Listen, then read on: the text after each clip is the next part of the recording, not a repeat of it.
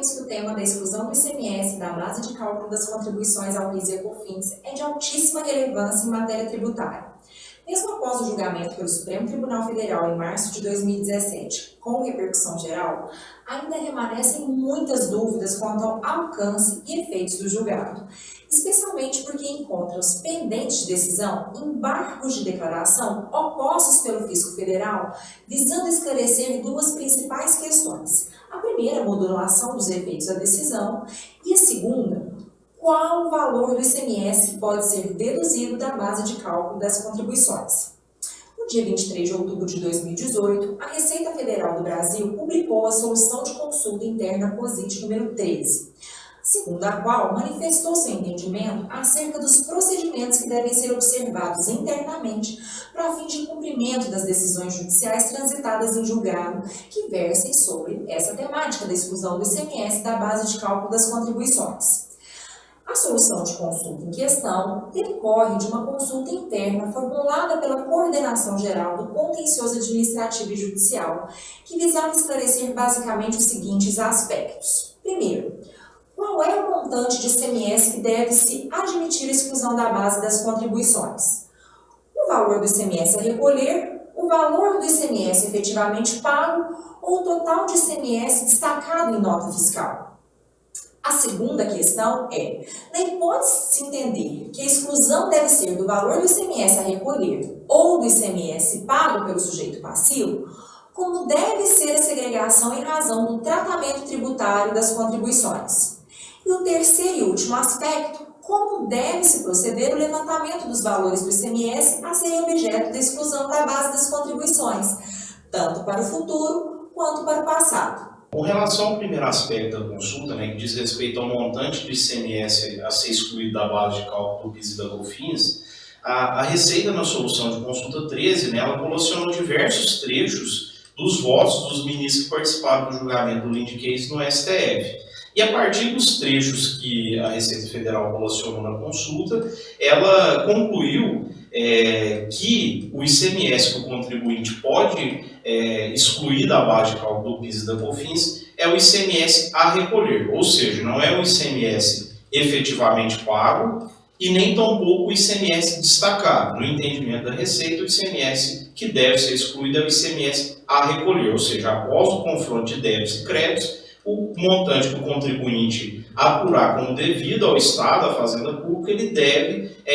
na verdade, que ele pode excluir da base de cálculo do PIS e da COFINS. Esse entendimento, de certa forma, já era esperado, nesse estágio atual, até porque, como bem colocou o Rosiris, atualmente está pendente julgamento dos embargos de declaração que foram opostos pela Fazenda Nacional, onde, nos embargos de declaração, eles defendem justamente essa tese que o ICMS que deve ser excluído é aquele que o contribuinte apura após o confronto de débitos e créditos. Porém, embora seja esperado esse posicionamento da Receita no estágio atual, no nosso entendimento ele é equivocado, pois a partir de diversos outros trechos dos votos dos ministros que participaram do julgamento, é possível se extrair o entendimento de que o ICMS que deve ser excluído é o ICMS destacado no documento fiscal, e não o ICMS a recolher. Além disso, na própria legislação, o que se encontra amparo é justamente para a exclusão do ICMS destacado, porque a base de cálculo do PIS e COFINS é a receita bruta, e o ICMS que integra a receita bruta é um só, é o ICMS destacado. No tocante ao segundo aspecto da consulta, que diz respeito à segregação do ICMS em razão do tratamento tributário dispensado em relação ao PIS e COFINS, a Receita esclareceu que a Instrução Normativa 1009 de 2010 traz a codificação correspondente a cada regime tributário previsto na legislação das contribuições, definindo o Código de Situação Tributária, o famoso CST, aplicável tanto ao PIS quanto à COFINS. Nesse sentido, a Receita ela conclui que a pessoa jurídica ela não apura uma única base de cálculo da contribuição ao PIS e à COFINS. Na verdade, a pessoa jurídica ela apura várias bases de cálculos de acordo com o CST, de cada tipo de receita sujeita ao PIS e à COFINS. Seguindo esse raciocínio, a Receita Federal sustenta que se a pessoa jurídica contribuinte do ICMS oferecer receitas sujeitos a mais de um tipo de situação tributária, ou seja, submetida a mais de um tipo de CST de PIS e COFINS, necessariamente ela deverá fazer a segregação e vinculação do ICMS a cada tipo de base de cálculo do PIS e da COFINS, conforme o seu correspondente CST. Ou seja, o valor de ICMS correspondente a uma operação sujeita à alíquota zero de PIS e COFINS, ou seja, CST 06, por exemplo, não pode ser excluído da base de cálculo das contribuições apuradas em relação às receitas decorrentes de uma operação sujeita ao PIS e COFINS na alíquota básica ordinária CST 01. Entretanto, como a Receita Federal entende que o ICMS que deve ser excluído pelo contribuinte é o ICMS a recolher, a apuração do montante a ser excluído de cada base de cálculo de PIS e COFINS se torna uma tarefa significativamente complexa. Então, visando contornar esse problema, a Receita sugere como solução para apurar o valor do ICMS passivo de exclusão que o contribuinte faça uma decomposição do montante de ICMS apurado após o confronto dos débitos e créditos para fins de apropriar a parcela do ICMS correspondente a cada base de cálculo das contribuições conforme o seu CST. Segundo a Receita Federal, a decomposição deve ser efetuada com base na relação percentual existente entre a receita bruta sujeita ao ICMS submetida a cada um dos tratamentos tributários, ou seja, a cada CST, e a receita bruta total sujeita ao ICMS auferido em cada mês. Do valor consolidado mensal do ICMS a recolher segregado em função da receita bruta mensal e atribuída a cada CST de PIS e COFINS, o contribuinte terá o correspondente valor do ICMS a excluir de cada base de cálculo mensal das contribuições. Bom, para melhor ilustrar toda essa sistemática de apuração que a Receita propõe,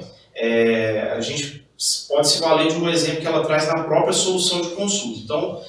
vamos pensar uma empresa que oferiu no período uma receita bruta mensal de 100 mil, onde 60% corresponde à venda submetida à alíquota básica das contribuições, CST 01, e 40% corresponde à vendas submetidas à alíquota zero das contribuições CST 06, e vamos considerar que essa empresa apurou ali um ICMS a recolher de 10 mil. Seguindo nesse exemplo, né, a empresa poderia excluir R$6 mil da base de cálculo apurada no CST 01 e R$4 mil da base de cálculo apurada no CST 06. Logo, o que ela efetivamente excluiria da base de cálculo do PIS e COFINS seria só 6 mil, já que o CST 06 é tributado à alíquota zero. Então, essa é a proposta da Receita Federal. Bom, em nosso entendimento, a segregação do ICMS em razão do tratamento tributário dispensado ao PIS e COFINS, de fato, é necessária, pois não é razoável admitir que o ICMS incidente sobre uma operação isenta de PIS e COFINS, CST 07, por exemplo, seja utilizado para reduzir a base de cálculo das contribuições decorrentes de operações sujeitas à alíquota base, CST 01. E nessa linha, ressalvado eventuais situações excepcionais, a nosso ver faz total sentido a segregação da apuração do ICMS passivo de exclusão, seja ele o ICMS a recolher ou o ICMS destacado, conforme o CST da operação, porquanto isso trará maior segurança e praticidade na apuração dos valores, tanto para o fisco quanto para o contribuinte, já que terá todo um respaldo, uma amarração fiscal. Com referência ao terceiro aspecto da consulta, né, que diz respeito a como proceder o levantamento dos valores do ICMS que serão objeto de exclusão, a Receita esclarece que as pessoas jurídicas contribuintes do ICMS estão sujeitas à escrituração fiscal digital do ICMS do IPI, a famosa EFD ICMS IPI, e que, em regra, cada estabelecimento da pessoa jurídica contribuinte do ICMS apura escritura a parcela do ICMS a recolher do período, né, no campo 13 do registro S110 ou no campo 11 do registro 1920, e na hipótese de apuração do credor, no campo 14 do registro S110. Seguindo nesse raciocínio, a Receita manifesta o entendimento de que na análise, validação e apuração dos valores do ICMS a serem objeto de exclusão em cada período, deve-se preferencialmente adotar as escriturações fiscais digitais do ICMS, por cada estabelecimento do contribuinte, ressalvado, entretanto, que podem ser adotados outros meios de análise e apuração, caso não seja possível utilizar a EFD, como, por exemplo, as obrigações acessórias do ICMS exigidas por cada unidade federativa. A nosso ver, essa proposta